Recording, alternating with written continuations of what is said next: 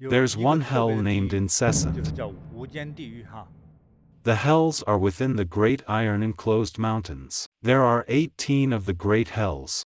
Second to them, there are 500 hells, each with a different name. And next, there are hundreds of thousands of hells. The Hell of Incessant Suffering is not a small room.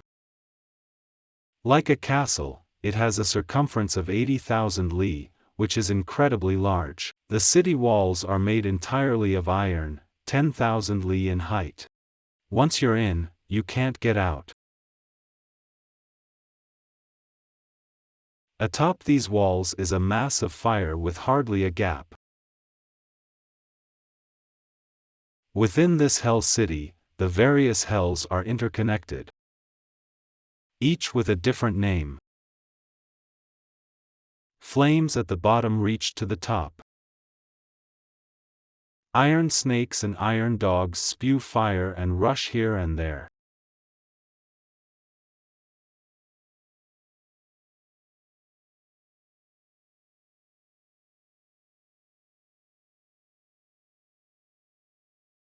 In pursuit, atop these hell walls.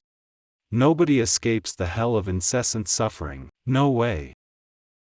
In this hell, there is a bed that extends for 10,000 li. When one person undergoes torment there, that person sees his own body filling the bed.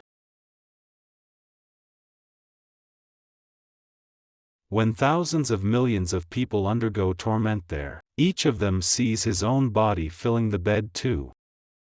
Such are the consequences brought on by the many kinds of karma.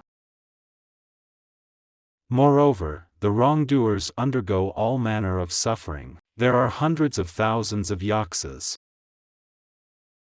and evil ghosts with teeth like swords and eyes like lightning.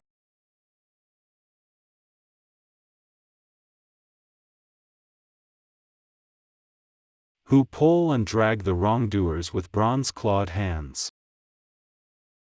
There are also yaksas wielding large iron halberds who pierce the wrongdoers' bodies into their mouths and noses or into their abdomens and backs.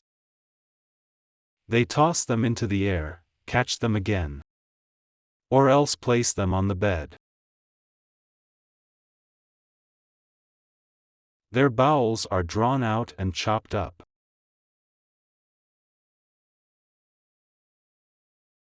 Molten bronze is poured into their mouths. Their bodies are bound in hot iron. They undergo myriads of deaths and as many births.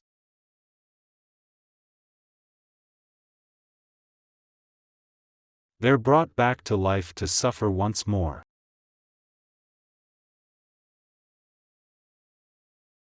Such are the consequences brought about by their karma.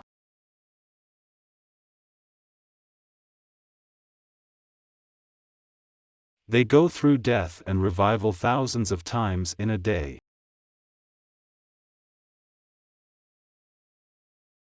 And the cycle repeats for eternity. They pass through millions of eons, without a time of release, despite their wishes. Scary, isn't it? Also, the lifespan of hell is way longer than any ordinary world.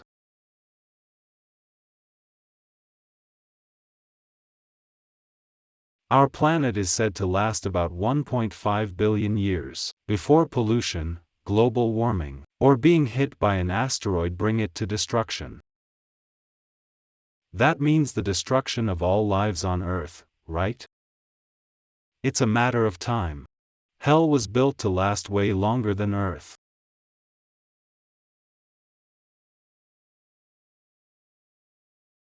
No matter how many times we've been reincarnated, hell will still be around. It's indestructible. Does one's suffering end when hell undergoes destruction? Here's what Earth Store Bodhisattva says.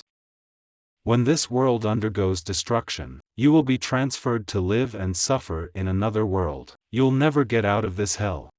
Moreover, this hell is called incessant. because of 5 qualities of such karmic effects. First, torment is undergone day and night, throughout many eons without any break. Therefore, it is called incessant. It means, without end. Second, one person fills this hell, many people fill it too.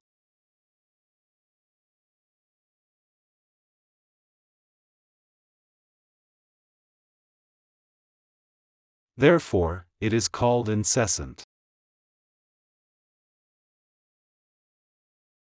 Third, there are instruments of torment, such as forks, clubs, eagles, snakes, wolves, dogs, pestles, grinders, saws, chisels, iron ropes, iron donkeys, and iron horses.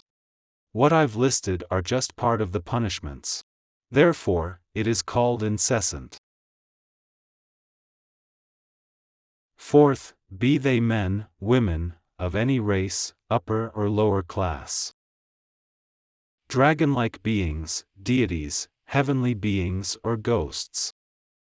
They all undergo such karmic effects based on the offenses they committed.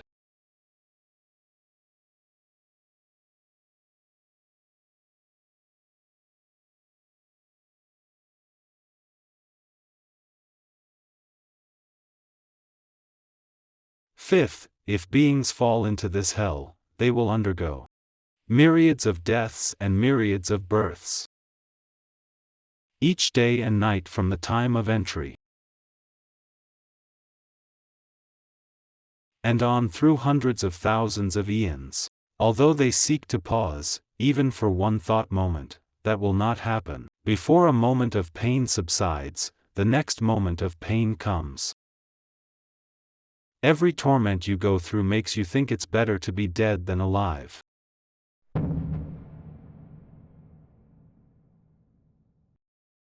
If there are sentient beings who are not filial toward their parents, who even kill them, they will fall into the hell of incessant suffering for thousands of millions of eons. They'll be in the hell of incessant suffering without a time of release despite their wishes.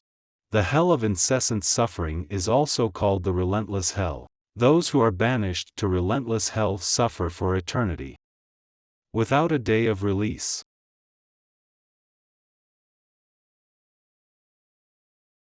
If there are sentient beings who shed a Buddha's blood, that means hurting a Buddha, monks, or stealing their property.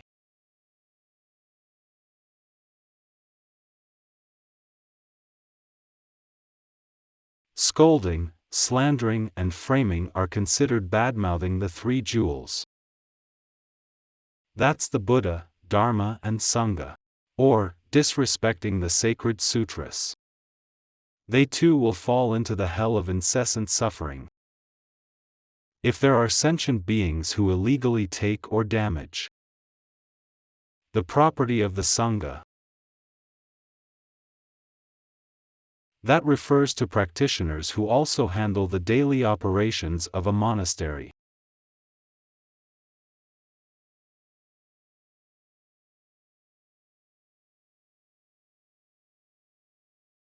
If they seize a monastery's property illegally,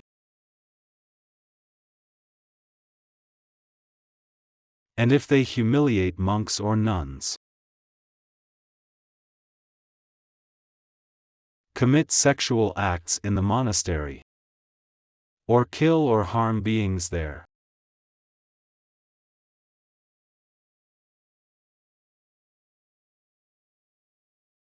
sentient beings such as these will fall into the hell of incessant suffering for thousands of millions of eons, be without a time of release. Some beings deceive lay devotees. They brag about their achievements to scam money off devotees. Their deceptive language comes in various forms. They deceive others to gain offerings and respect. Some beings violate the precepts and don't adhere to the teachings of Buddhism. Some beings do various evil acts. For those who violate precepts and do various evil acts, they'll fall into the hell of incessant suffering for thousands of millions of eons, and be without a time of release. There's more. If there are sentient beings who steal the wealth, assets, grain, food, drink or clothing from the property of the Sangha, who take anything at all from the Sangha that is not given to them, they will fall into the hell of incessant suffering, and be without a time of release.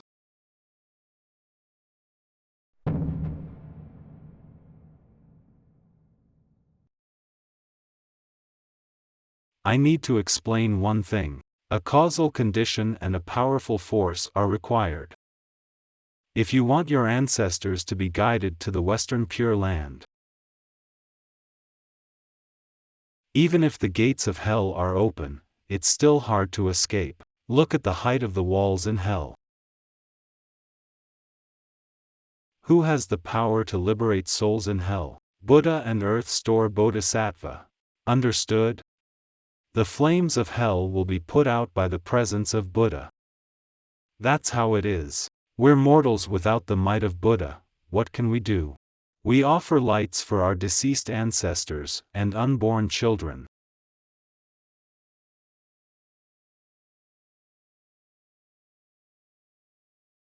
And maybe we could do it for our close acquaintances too.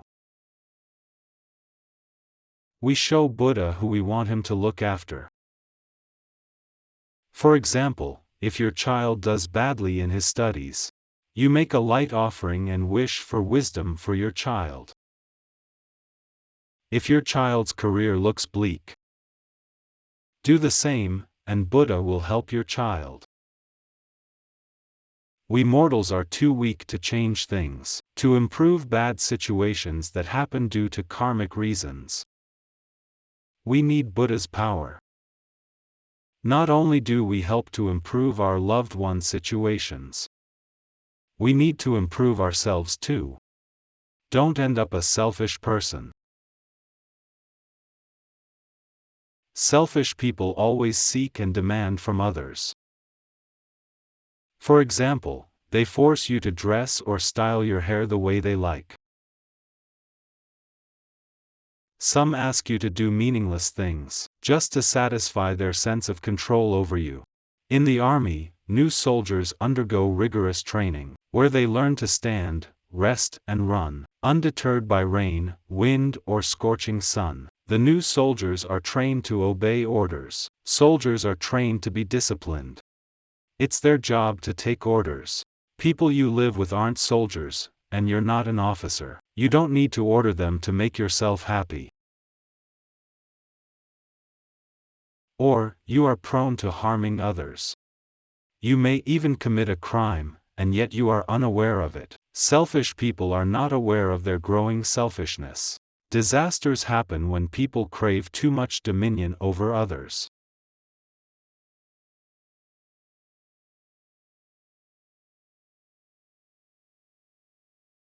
Act and speak with kindness.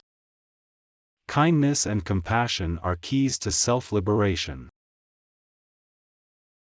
If you've no idea where to start, try making some offerings first. I hope you'll become a kind and wise person with good behavior.